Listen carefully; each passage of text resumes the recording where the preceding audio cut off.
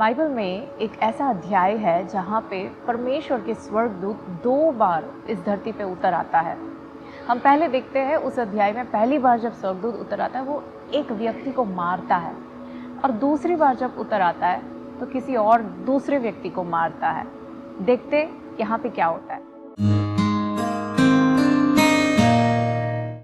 सलाम दोस्तों, एक और बार स्पिरिचुअल मॉर्सल्स के एक नए एपिसोड में मैं आपको स्वागत करना चाहती हूँ। देखिए, तो हम ये देख रहे थे कि परमेश्वर का स्वर्गदूत 2 बार उतर आता है। पहली बार किसी को मारता है, दूसरी बार किसी और को मारता है। ये देखिए हम देख पाते हैं प्रेरितों के काम 12वें अध्याय में। 12वें अध्याय की शुरुआत में हम देखते हैं कि पतरस कारागृह में है, बंदी गृह में है। उसके दोनों हाथ दोनों पैर बंधे हुए हैं, उसके दोनों तरफ सैनिक खड़े हैं, और उस जिस सेलर में वो पड़ा है उसके दरवाजे पे 2 सैनिक खड़े हैं। इतने अधिक प्रोटेक्शन में कि हम इसे जाने नहीं देंगे, ऐसे करके वो जब खड़े हैं और खुद जब बंधा हुआ है, पतरस वहाँ पे क्या कर रहा है? सो रहा है, क्योंकि उसका आसरा परमेश्वर के ऊपर है। और जब वो इस तरह परमेश्वर के ऊपर निर्भर, पूरी तरह से परमेश्वर के ऊपर आसरा रखा हुआ है, तो वो आराम से सो पाता है। जब ऐसे सोता है, वहाँ लिखा है कि परमेश्वर का स्वर्गदूत जब उस सेलर के अंदर उतर आया, वहाँ पे प्रकाश छाया, लेकिन उस रोशनी से पतरस नहीं जागा। तो पतरस को जगाने के लिए स्वर्गदूत को उसे अच्छे से मारना पड़ता है।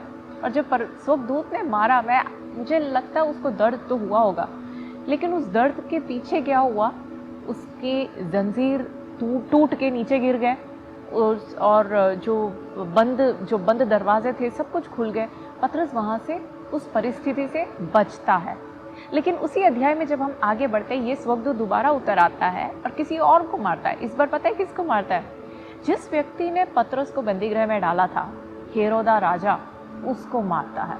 देखिए, उसके 23वें आयत में हम देख पाते हैं हेरोदा राजा जो है घमंडी होकर अपनी बुद्धि में आसरा रखता है, अपने सामर्थ्य में आसरा रखता है, और वो सोचता है हाँ मैं कुछ हूँ।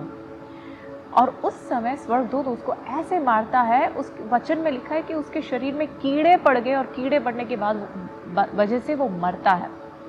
इतिहास को जब हम पढ़ते हैं तो यूसुफस नामक एक हिस्टोरियन था, उन्होंने ऐसे लिखा है कि हेरोदा राजा एकदम से मरा और अधिक दर्द से मरा, लेकिन उसके दर्द का उसका जो बीमारी है, उस बीमारी का नाम वहाँ पे लिखा नहीं है। लेकिन हमें पता है, वचन में लिखा है बीमारी के पीछे का कारण क्या था? परमेश्वर के स्वर्गदूत का एक मार। देखिए, यहाँ पे एक बात मैं आपसे बताना ये चाहती हूँ कि हेरोदा जो है, उसके जो रूट्स है वो यहूदी है। यहूद होने के वजह से वो परमेश्वर को जानता है, लेकिन वहाँ साफ लिखा है उसने परमेश्वर को महिमा नहीं दिया। क्योंकि उसने परमेश्वर को महिमा नहीं दिया, मेरे प्रिय भाई और बहनों, जब हम प्रभु को जानने के बावजूद, जब प्रभु को महिमा देने के बजाय जब खुद के सामर्थ्य पे आसरा रखते हैं, तो हमारे लिए एक भयानक परिस्थिति हो सकता है। क्योंकि परमेश्वर के स्वर्गदूत का मार उसको इसी वजह से मिला था। और जब हम ये देख पाते कि दोनों परिस्थितियों में परमेश्वर का हाथ है। परमेश्वर का हाथ उस व्यक्ति के लिए जो परमेश्वर में आसरा रखता है, उसके लिए भलाई के लिए जब वो बदलता है, वही परमेश्वर का हाथ जब जो खुद पे आसरा रखता है उसके लिए श्राप के कारण बदलता है। हालेलुया।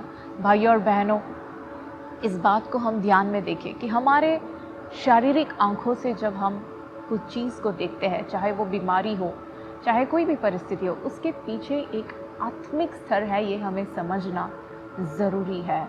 परमेश्वर पे पूरी तरह से आसरा रखते हुए हम जिए, पूरी तरह से नम्र होकर जीने में परमेश्वर हम सबको मदद करे। God bless you.